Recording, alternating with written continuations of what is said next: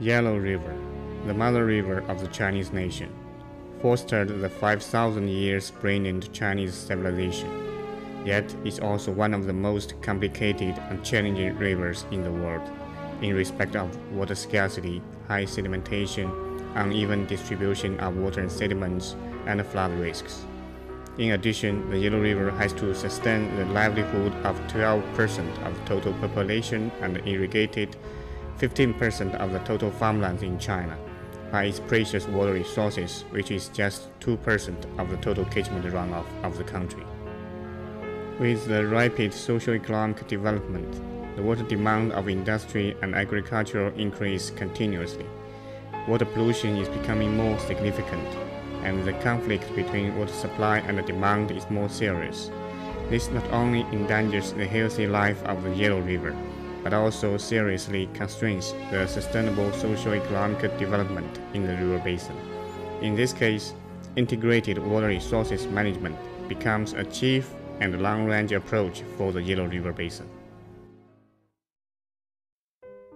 From October 17 to 21, 2005, at the opening ceremony of the Second International Yellow River Forum, Chair of GWP, Kathleen Carlson, and Commissioner Li Guoying of the Yellow River Conservancy Commission together inaugurated the establishment of GWP China Yellow River, which is a very useful platform for stakeholder involvement and international cooperation to promote integrated water resources management in the Yellow River Basin.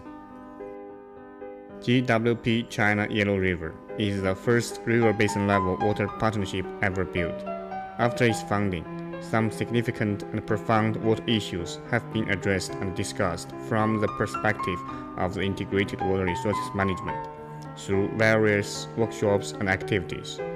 Different stakeholders such as lawmakers, government officials, river basin authorities, experts and scholars, NGOs, industries and farmers are all represented, especially the women representatives. A series of investigation, dialogue, and workshops has been organized, which produced valuable consultation reports to the decision makers. It has been proved to be an effective methodology to combine the investigation and workshops, to combine the grassroots discussion and high-level consultation, to combine the theoretic research and policy consultation, so as to promote the concept of integrated water resources management and work out the suggestions and action plans to tackle the water problems. From October 16 to 18, 2006, the GWP China Yellow River, together with Yellow River Research Association and the Yellow River Henan Bureau, successfully hosted the workshop of Wide River Channel Management and Sustainable Development in the Lower Yellow River. In September and December 2006, two other large-scale workshops were organized to address the Heihe River Basin water allocation and the water law enforcement in the Yellow River Basin, respectively. The Heihe River is the second longest inland river of China, and it flows through Qinghai, Gansu, and Inner Mongolia, with total length of 821 km. In the middle reach were located the Zhangye city, right on the route of ancient Silk Road and the Euro-Asian Continental Bridge nowadays, with long history of agricultural farming and animal husbandry, and enjoys the fame of Golden Zhangye. The Jina Oasis in the lower basin effectively divided the Tengri Desert and the Badan Salang Desert, and it's a natural barrier to protect the ecological environment.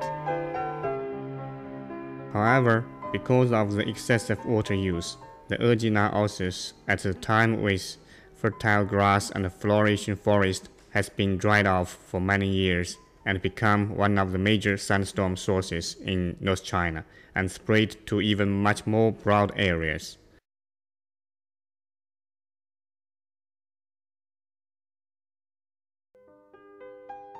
Therefore, ecological environment protection of the Heihe River Basin already becomes a very significant problem for sustainable environment and economic development and social security.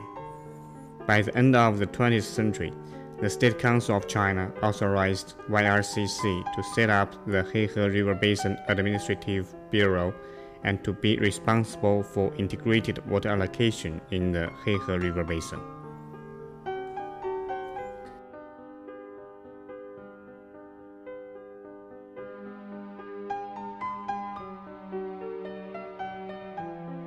The ex-premier Zhu Rongji highly appreciates the successful water allocation and positive environmental impact in the Heihe River, Yellow River, and Tarim River as a beautiful green anthem. From September 21st to 26, 2006, the GWP China Yellow River, together with Yellow River Research Association and Heihe River Administrative Bureau, held a high-level roundtable meeting to discuss the water allocation, ecological restoration, and demand management in the Heihe River Basin. There were 90 delegates from 33 organizations participated in the meeting, including governments, colleges and universities, research institutes, enterprises and industries, NGOs, and nomadic tribes. Many experts of hydraulic engineering, civil construction, planning and design, river management, animal husbandry, agriculture, education, history and geography attended the meeting. Some women delegates also participated in the meeting. After field studying of the geological and ecological situations of the middle and lower Heihe River, and ecological restoration in Erjina Oasis after water allocation, and water saving in the Zhangye irrigation districts, there is a 2-day workshop to discuss the significant problems. 6 experts and delegates made special presentations about the integrated Heihe River water resources management and the improvement of ecological environment. Many other delegates also gave very good suggestions. Based on these discussions, it formulated a memorandum to address ecological restoration and sustainable water resources management and socio-economic development. The main conclusions are as following.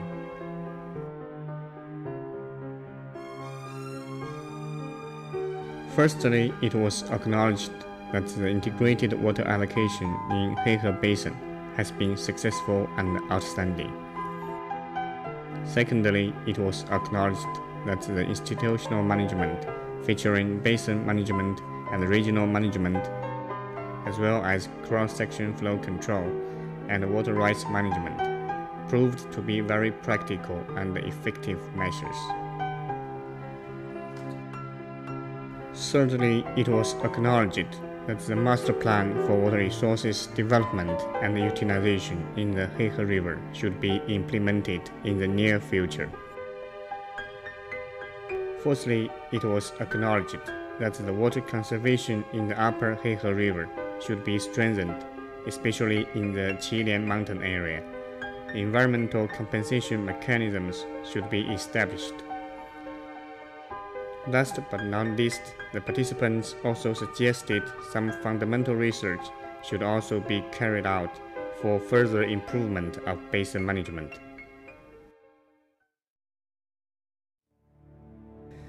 Since the founding of the People's Republic of China,